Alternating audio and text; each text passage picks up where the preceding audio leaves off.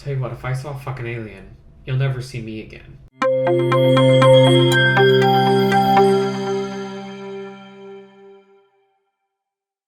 Hello, everyone, and thank you for tuning in to Free My Pride podcast. I am Brendan. I'm Greyson. And we are so excited to be back with another episode. Today we're going to get into some hard-hitting topics. We're going to get into some not-so-hard-hitting topics. So buckle up. And a lot of the stuff you've probably seen, or at least I hope you've seen, but we did want to discuss it so you could hear our takes. And the first thing we wanted to discuss was I hate to even call it a controversy, but the drama, I guess, with Lizzo. I'm sure we've all seen it. Grayson, do you want to kind of talk about what it is? Yeah, so I think it's, first we should start off saying that Lizzo has built her platform on female and body positivity, supporting females and, supporting body positivity and stuff. So in trying to remove the stigma of being fat and fat phobia. Fat isn't a cuss word, right? And that being associated with not being attractive or whatnot. The accusations is, she had 3 dancers that have accused her of basically sexual misconduct, sexual harassment, and creating a hostile work environment. And that was the accusations and what they're doing a lawsuit over.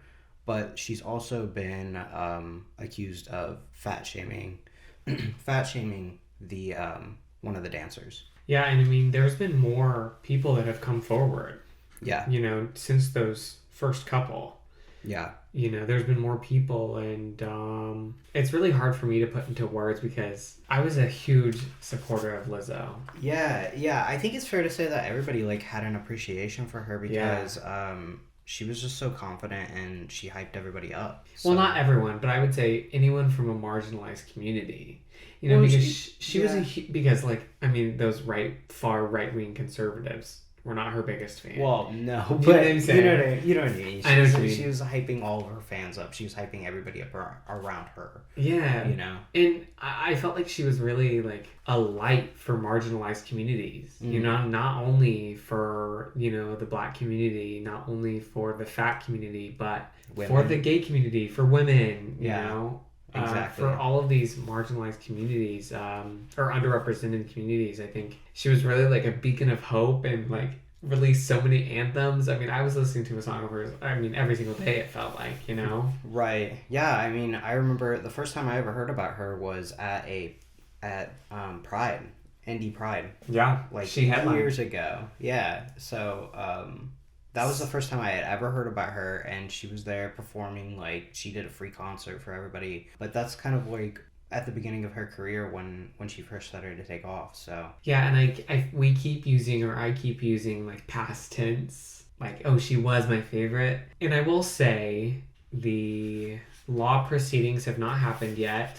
I do believe what these people are saying. I was kind of thinking and making the comparison to certain rape victims. We should always believe the victim's story, right? That's always what we're told, and I'm taking that into consideration here also. And I think with everything, you're not going to know if someone's guilty until the law proceedings are official and the verdict has been given. And even then, with our government, I'm not so sure, so I think only those people in the situation will truly, truly know what happens. But I was really disheartened when Lizzo posted almost, some may say, an apology, but Lizzo posted on, I think it was her story I think she posted it on her main feed, about the situation, and didn't apologize for it. It didn't really negate the situation. Well, okay, so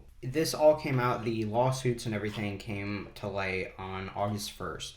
And she posted on August 3rd, and it wasn't an apology at all because she didn't, she's claiming that didn't happen. None of that happened. Well, and I think she's kind of basing it on, hey, Mm-hmm. we had fired them or we had let them go. Right. That's what she had said. She said that they had let them go because they weren't behaving like appropriately.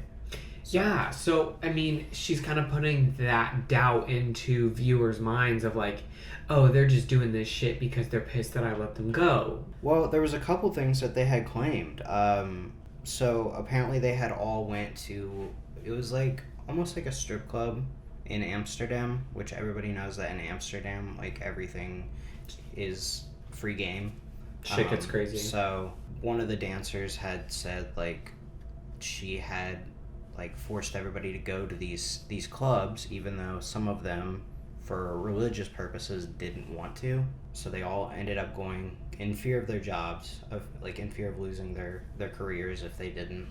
And then she had forced some of them to kind of like touch dancers and whatnot, even though they had no interest in doing that. As well as, I guess when they had gotten back or later on or whatnot, she had accused them of drinking, so she made them perform at rehearsal for like 12 hours or something like that, which is, I don't know a lot about dance, but it takes a lot out of you, I can assume, and doing that for 12 hours would be excruciating.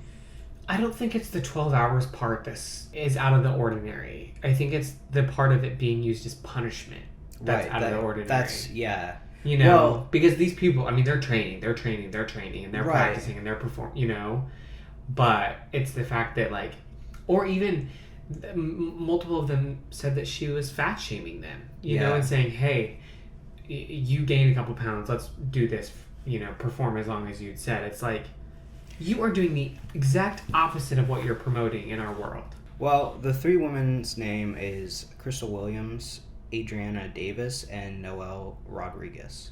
The three initial. Or it was Ariana Davis, yeah. And Ariana Davis was the one that had said that she had mentioned to her a couple times about her weight gain, which she said she had mentioned the stress and anxiety that Lizzo had put on her for, like, just basically working for her had caused her, like stress binge eating. She was still able to perform the same way. She was still able to do her job the same way. But she had gained a little weight, and she acknowledged it. Like, she would acknowledge that. But she didn't think that she was going to get fat shamed for that. Especially not from Lizzo. You shouldn't. Yeah, I mean, it's really wild. I was in total shock. I think we all were, really, when this kind of news came out. And I think everyone is still in this weird place of, like I was at an event the other day, and, like, a Lizzo song came on. And I was like, oh, like, what do I do? It's played everywhere. Like, I was watching a movie the other day, not saying which one, SAG After Strong, and there was a Lizzo song in it, and I'm like, I can't be bopping to this right now like I want to. And I guess that's the thing, is that we don't know the whole situation that happened. Yeah. Right? And I don't want to... I don't know. I don't want to say, like, oh, I don't believe them. I mean, there's a lot of details to the story, so I think something definitely did go down, and maybe that caused all of the other things that that have been talked about, like the hostile work environment, or maybe the fat shaming. Maybe that all kind of got, I don't know, how would you put that, like, blown out of proportion or whatnot. Maybe Lizzo hadn't meant that when she had, like, said something. I don't know. I don't want to say anything like that, but I think that maybe things were taken wrong. Maybe a conversation could have happened. But if everything that happened in Amsterdam did happen, then she needs to be prosecuted. She deserves everything that her career will tank from that. Yeah, it's really unfortunate, and I think we as viewers and we as gossipers can only wait to make our full assumptions of everyone's involvement until, like, the verdict and the investigations are complete. Yeah. And it would be hard for them to prove that unless some of them had, like, some sort of video evidence, which, you know, it's 2023. Everybody's filming all the time. So, but hopefully if something did happen, they do have some sort of proof for that so that they can... But we also need to remember that if it's just one person, we can consider that it could be false. But I mean, there are Yeah, 5 multiple plus people that have come through and said things, Yeah. you know, and made allegations. And so that is when it needs to be taken seriously, and that's why I'm kind of leaning more towards one side. But also, I don't know if this was fabricated, but I think last week at one of Beyonce's concerts, in the song that she mentions Lizzo, she replaced Lizzo's name with someone else. But I just recently saw a video, and maybe this was fabricated or maybe this was before these allegations, but Beyonce said Lizzo's name in the song and said, "I love you, Lizzo," out to everyone at her concert. So maybe Queen Bee knows something that we don't. Maybe this video was taken long ago. Maybe it was made by AI. I don't know. All that to say, who knows until investigations and all of these allegations are reported and everyone's side is taken into account. But with there being so many allegations taking place, everyone should take it seriously. And with so many allegations, again, you need to be on the side of the victim. I think in most cases that we should be on the side of the victim. I think that it's easy for people to say when there's victims maybe accusing somebody that has such a high platform like Lizzo, a lot of people say, oh, they're just in it for the money, or they just want to ruin that person's reputation or whatnot. It's easy to say that, and it's easy to like get caught up on that side as well, because, you know, things like that have happened and things like that will continue to happen. But I think that it is important to hear what everybody does have to say about the situation. If it is true, it says a lot about Lizzo, because she has like created this whole community and then went directly against it. She'll probably lose every single one of her followers. Let's talk about something a little more lighthearted, which is Tiffany Gomez. I don't know if you know her. You may know her by the Crazy Plane Lady. Yeah. Those motherfuckers aren't real. The viral video of this lady on the plane who gets off because she saw something that everyone else didn't see in the person, in this random person on the plane. There's been, I would say when it's gone viral by now. All of the memes that have happened and videos that have gone with this. She released an apology for her behavior and whatnot. It was almost just as funny as the video, the original video. If you don't know what we're talking about, first off, go watch the viral video. You'll see it on any news platform. Just look up Crazy Plane Lady. If you don't, and now I heard that she took like a week vacation to get her mind off of what happened. And then she just released this video, I don't know, a couple of days ago or yesterday, that you were talking about, the apology video. Yeah. That in 1 second she's crying, and then the second after she's laughing at the memes that have been created of her. Laughing at her own memes, yeah. Which she also now is a very proud blue checkmark holder on both Instagram and Twitter /X. So she's now paid for that. She's got her own website, TiffanyGomez.com. And at the end of her apology video, which is about 2 minutes and 15 seconds long, she has this blurb. It says, quote, "Join me on my journey of promoting positive mental health and standing up against cyberbullying." End quote. Now tell me what your thoughts on that are, Grayson. Well, okay. In the video, when she was laughing at her own memes and then proceeded to say, "But it's mean," I don't know that she was feeling cyberbullied or that she was just enjoying the platform that she's now put on, you know? Yeah, well, yes, of course. Now, of course, Grayson and I agree with her that we need to promote a positive mental health and stand up against cyberbullying. Right. No shit, Sherlock. But, girl, you're playing into it. Now, the weird question is, people are wondering if that's even her. Because she is a so-called marketing executive. Now, what sort of marketing executive does not have any documentation of them? She has about like 25 pictures on Instagram. She's got a website with a single video on it. I mean, I guess a bad one. Right. It's like I'm sensing a little fish here. Well, I mean, maybe she's early on in her career by, just a couple days or weeks, but it all seems a little bit weird. I mean, obviously, just from the video alone of her yelling at somebody saying they're not real.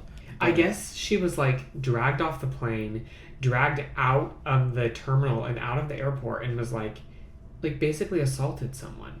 I don't know if she was going through something at that point, or I was thinking maybe she had just landed and she had had a couple mimosas on the plane. No, it was before the plane had even taken off, so... People are saying that she saw an alien. That's fair. I stand with her. Yeah, I totally agree. I mean, I think that they probably have better aircrafts than we do, but, if they decided that they were going to take a little vacation for themselves... Tell you what, if I saw a fucking alien, you'll never see me again. Why? Because I want to live with them. They've got a much better life than we do. Oh, you're just like... like, peace out, Girl Scout. Yeah, at first I thought you were saying you're like, oh, they're just going to kill me, but you're like, no, I'm going to be them. Imagine, okay, so if you were to go live with the aliens, you would be an alien on an alien planet. Right, yeah, I want to be that person. Because then they would be like, oh my god, aliens are real, and we are the aliens to them. Exactly. You know that their technology is better than ours. They've admitted now that aliens are real. Yeah, no shit, Sherlock. You think we're the only planet in the world? Well, that's not... Or, not in the world, but not what I'm in saying. the solar system that exists. I do think we are the only planet in the world, but yes. Fuck off. No, but for anyone who didn't believe aliens weren't real. No, I believed that they were real. I don't think that they look like what we paint them out to be. I think they probably just look like people. No, they've adapted to whatever planet they're on. Yeah, but I imagine that they're also just like fleshy people like us. Do you think?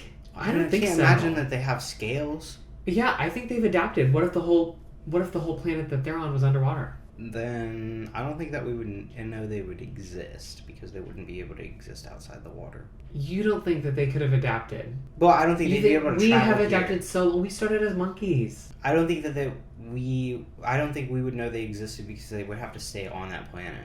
Do you know what I mean? But we've gone to other planets. Yeah, but we don't live in water. They would have to be outside of water. There can be a traveling fish tank. Your imagination is mind-boggling. Oh my god, you think that they're... I'm sorry, your lack of imagination is mind-boggling. They're going to have to create something, all underwater. Create some sort of... What if it's not water? Spaceship. What if it's a different substance? Like it could what? be anything. I don't know. It's a different planet. I guess that's true. I don't know. I imagine that they would all look like us, to be completely honest. Not completely like us, but like similar to us. Now, they could be like 12 foot tall, or... Avatars. They could be like avatars, but if you think about it, Avatar still in a way looks like us. They have 2 hands, 2 feet. They do have a tail. I don't know. Aliens, they could have more. I think you need to reflect on this topic a bit. And come back to me. What? Okay, our perceptions on aliens are different, but either way, the U.S. government has said that they are real. Yes, my dream is to tour Area 51. But I don't think that the UFOs look like what everybody has painted them out to look like. No, they're not like these green dudes. Right, that's what I'm saying. That's the whole point of this this conversation. They're not like green aliens that like... Well, of course. Well, I mean, they could be. You never know. I guess that's true. I mean, they could be anything. Anything. They could be particles in the air that are floating by. Okay, so there's are you with us? Is there an alien in the room right now? I would believe that more than I would believe that there's a god up in the sky. Honestly, at this point, 100%. Yeah. That's like, if you don't believe in ghosts and aliens at this point... Who are you? Yeah. Let's move on from the crazy plane lady, since we haven't been talking about her since, I don't know, 5 minutes ago. Like 5 minutes. But let's talk about the story behind The Blind Side. Now, I don't know if I am pronouncing his last name correctly, but Michael Oher, whose story inspired the movie The Blind Side. And there's a bunch of details that just came out about him and his adopted family. Mm-hmm. Well, that's the way they always painted it out in the movies, is an adopted family. Right, but we just learned a couple of days ago that Ower actually was told that he was signing adoption papers, but they were actually conservatorship papers. So if you remember back to Britney Spears, it's the same situation. Family was getting all the money and proceeds that they profited off of and stuff like that. Now, for the Blindsides case, Michael Oher did not receive barely any financial, I don't know what the word is, like compensation for this whole thing. But the family that were his conservators, I was going to say adopters, but I'm going to call them conservators because that's what they were. They actually received a contract price of $225,000 for Michael's name, Michael's likeness, and Michael's life story. And then also 2.5 of the film's net proceeds, which equals out to $7.5 million. Now, the movie grossed over $300 million, which is how we got that number. And then, more importantly, a $200,000 donation was made to the mom's charity foundation. So Michael's conservator's mom's charity foundation. So basically, they took this kid that already has this sad story, manipulated him to sign a paper saying that they can do whatever they want with his life. Sold his story, made millions of dollars off of it, and didn't give him a dime or a family. Yeah, I don't know what the financials are. Maybe he got a certain bit of it. I mean, he was living better than he was when, before he met them. But this is ridiculous. I mean, it's his story. I mean, we don't necessarily know. Yeah, you're right. I shouldn't assume. He was living better. Yeah, I shouldn't assume. But I heard, and maybe this is just news sources, but I heard that he was without a home for a certain point, so he got a roof over his head, a little bit of, fame or stardom, but it was just brought the wrong way, and especially the way that the media portrayed it. It just seems like instead of adopting this kid and they immediately just, start this conservatorship with him, they obviously had bad intentions from the beginning, it felt like. Yeah, absolutely. Well, and I think that it's hard to explain, and I don't really understand it, but they didn't adopt him because he was over 18. So there's something there. He was over 18 at the time that kind of everything took place. Yeah, but I'm pretty sure you can still adopt somebody that's over 18. Yeah, I think you can, and I was also reading that the conservatorship ends after he turns 25.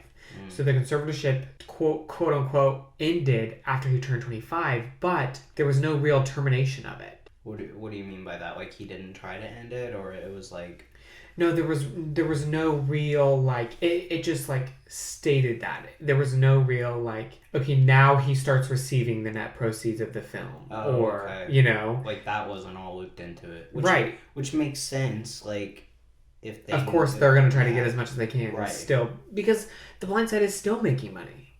Yeah. Well, it was huge. I mean, how long ago was that? It was 10 years ago. Oh, it was more than that. Yeah. Yeah, it was. It was It was a really big film for that year. It's just gross. What? I mean, and it's like white supremacy at some point, But just to take somebody else's story and make a profit off of it. What's so gross to me is it's just these white people wanted to save this this black kid. It's they had this hero complex, and then now to realize they painted it out in the movie that's that they were saving his life, that they were doing all of this for him, they were creating this whole bright future for him. I don't know, and I don't know the whole situation of it. I don't know if he's spoke out on it, saying how his living situation was when he was with them. No, he hasn't really spoken about that, but he has spoken out about it. It's just sad, and I hope that from the Britney case and from Michael's case that something is done about this wicked government system and conservatorships. They should definitely not even exist at this point. Well, conservatorships are good for elderly people. You know, when your brain starts to diminish from dementia or from Alzheimer's, a conservatorship is good because then that person can't make a rash decision and go spend all their money on something that doesn't, you know what I mean, like whatever.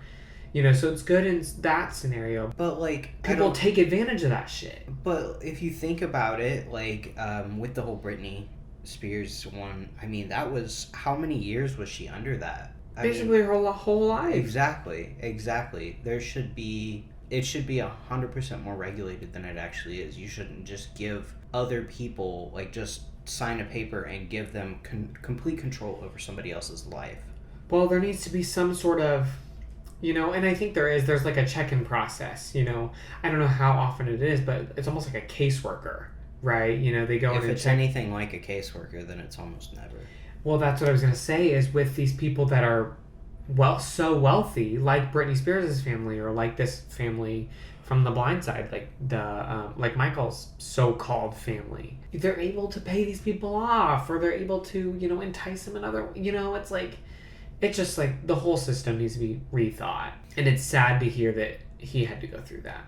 It is. It is still going through it. With any hope that all of this, like, attention brought to the whole subject, people look more into those conservatorships, that people have, like, a hold on other people, especially ones who have made, like, tons and tons of money off of it. I think that's more of the ones that should be looked into, like, the ones that are profiting from the conservatorship. Because if it's a situation as, like, you have an elderly grandma that you know, she has, like, dementia or something, and then they're obviously not sitting there turning a profit from it. But if you have somebody that has a net worth of, like, several $1 million, then I think that seems fishy.